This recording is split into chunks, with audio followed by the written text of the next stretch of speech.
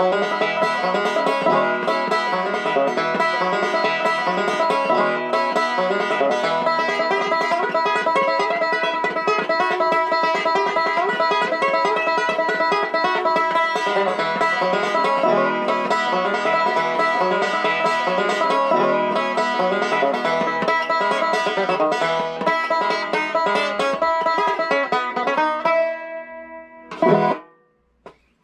right, a little bit of Cumberland Gap. Fellow sent a wrote in on the comments. I can't remember who it was. Sorry, I forgot. If I remember, I'll say it later. But somebody commented, wanted me to talk a little bit about some of these Resonator banjos that I got over here. So that's what I reckon I'll do right now. It's pretty early in the morning, so I'm getting a little slow start today. I didn't sleep good last night. I ate too doggone. Man, I fall for it every time. I sat there and ate some cereal before bed, and I woke up heartburn, unbelievable. Just couldn't sleep worth nothing. I drank a little baking soda water, and I still didn't get no rest. So I'm gonna have to learn my lesson eventually and lay off that stuff at night. But anyway, talk a little bit about these banjos. This one right here is a rb4. It's the first Gibson banjo that I ever bought. When I was in high school, I worked at Wells Lamont Glove Factory, and I was saving my money to buy this because I'd gotten offered a job with the Sullivan family when I got out of school.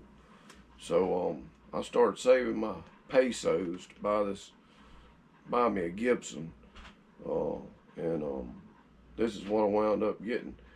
I worked at Wells Lamont that year, and then the next year I worked at U.S. Motors because FFA teacher, we used to keep up with our work hours, and Mr. Subtle up there, they used to call him the Chief, or just Chief, and he could tell I was wore out working full time. So I was working 40 hours a week my junior year, and he said, you know, your grades is going to suffer on account of it. Then they had this position over at U.S. Motors that they usually let a school kid work. And this one guy, his name was Chris Bird or something like that. I can't remember for sure.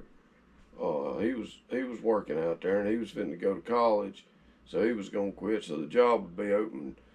Rusty Subtle told me about it. He said, "You ought to go out there to U.S. Motors, and it's just part time, just like 3 or 4 hours in the evening, and I could get off at lunchtime somewhere about maybe it was 1 o'clock. I can't remember."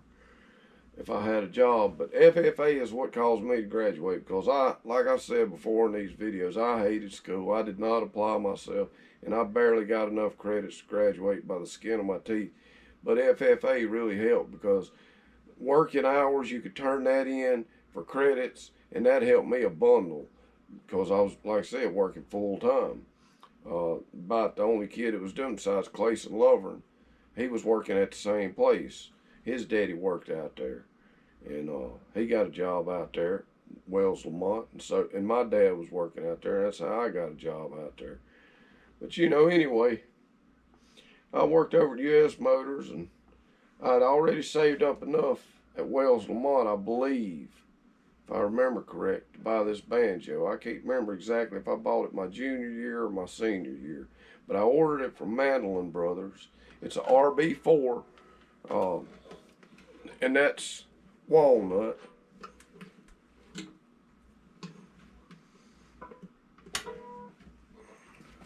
And it's probably one of my favorite banjos. I played it when I went to work with the Sullivan family when I graduated high school, and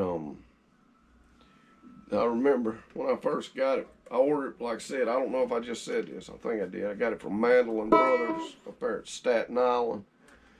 And you'll notice I ain't got no finish on the neck. That became kind of a trend amongst banjo builders and whatnot, neck builders and stuff at one point. And think it's smoother or something. But anyway, I didn't do this because I was trying to accomplish that. It was kind of accidental. When I first got it, I played it a lot, and it started wearing the finish off a little bit right here. and I took it over to Lethal Jackson. That was Carl Jackson's daddy. He was living over at Louisville, Mississippi. And he done a little quick repair on the finish. He kind of looked at me like I was silly, but for wanting to even bother with it. I guess he knew a little more than I did.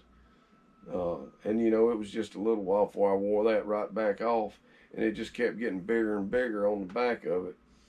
And when I was playing with Margie and Enoch Sullivan was known to be a bit long-winded. He liked to tell a lot of stories when he played. And he'd stand there and talk a lot, and I'd just be standing there listening to the same old story I'd heard 50,000 times.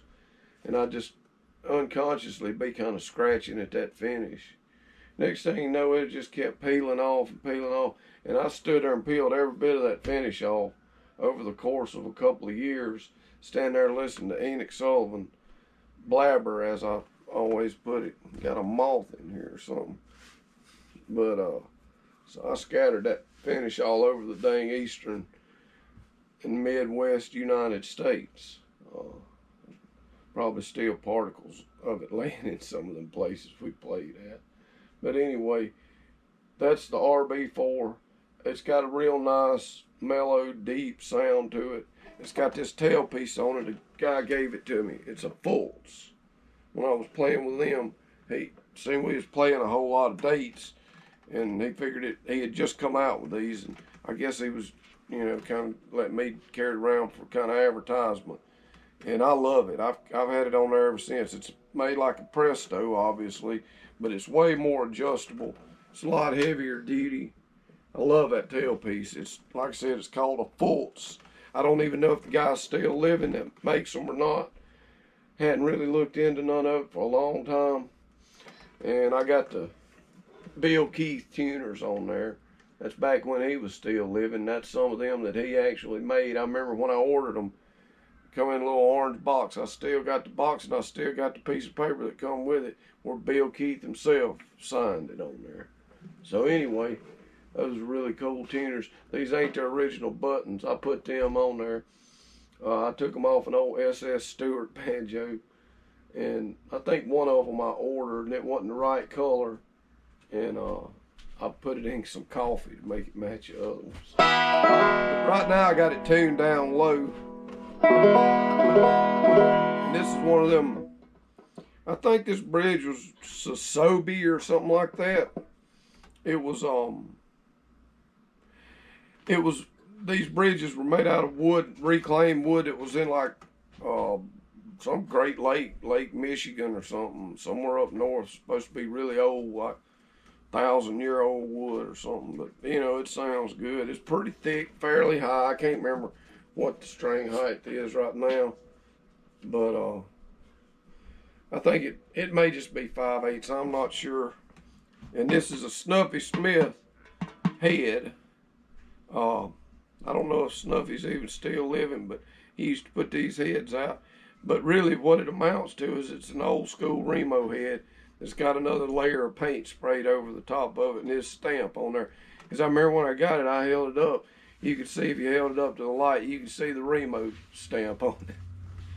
So anyway, he was just reselling Remo heads, I reckon, with a little spray paint on there and his stamp on there. But I got it tuned down right now. I think I got it down to E or something. I was trying to sing something, and I can't sing nothing this morning. Heck, I can't sing no damn way. Y'all already know that, but I'll warble out some crap sometimes. And, you know, I can get by. That's about the size of it. I never was no singer, but it's a dirty job somebody's got to do. So anyway, I got it tuned down to E right now. Kind of sounds like John Hartford's banjo or something when you do it like that. But anyway, that's the rb4. So I can talk a long time about this stuff, and this video could get pretty long, and I don't want to have to wait all day for it to upload. So I think what I'll do, since there are, you know, somebody wanted me to talk about these Resonator banjos, I'll just do a video on each one of them, because I'm trying not to let these videos get too long. Heck, nobody won't sit here and listen to me talk for 20 or 30 minutes, no way. So I'm trying to keep it short and sweet, or sour, or ever what you want call it. Let's see here. I didn't really think about no tunes to play, so that's the only tune that was on my mind. I don't even know if this thing's in tune. Let's see what we got here. Maybe I can play. Uh-oh.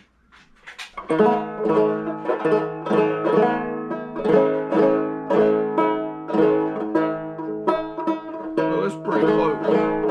Close enough for government work, I reckon.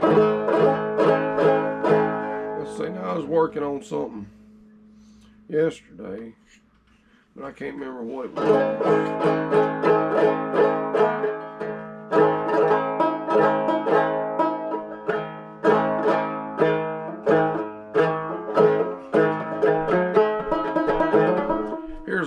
Here's an old song. I know this is in the really, really old and public domain and all that good stuff.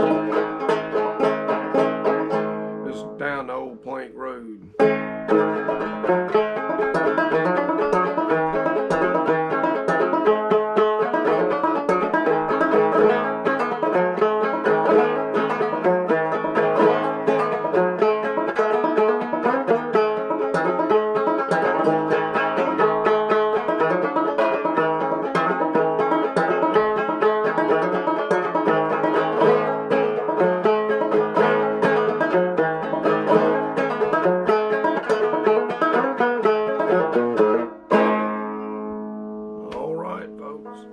I'll talk to y'all later on. Hope you have a good day. Don't forget to like my videos, subscribe to the channel if you like this kind of stuff, and keep it going. Let's make a bunch of videos and have them all over the place. We'll see y'all next time. Have a good day.